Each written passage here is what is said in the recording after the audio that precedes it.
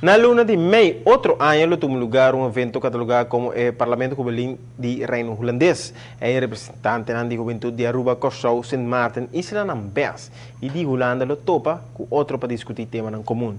Intenção da para jovens entre 16 e 23 anos por debater com outro de algum tema interessante que tem a ver com jovens do Reino Holandês.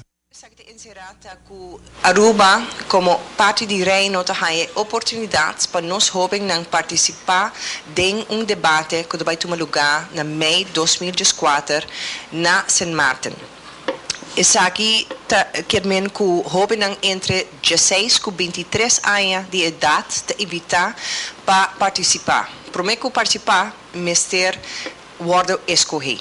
Então, o processo é não o que nós quer trazer para diante à tarde, com uma explicação arriba com que dia, na onde, de que forma de participar dessa aqui. E é algo muito único para nós jovens, como que, mais claro, será um trip para Sint Maarten, que tu cos pagar para 10 jovens de Aruba, pero van a ser oportunidade mais que algo hobby único, algo que vai war celebrar e vai war promover rond de reino.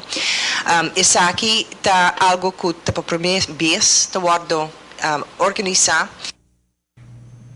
PCI Aruba Mestre elegir 10 jovens entre 16 e 23 anos de idade para representar-nos em debate aqui. Cada mestre grava um vídeo de 2 minutos com mensagem de como está pensa que não mestre participar no debate aqui.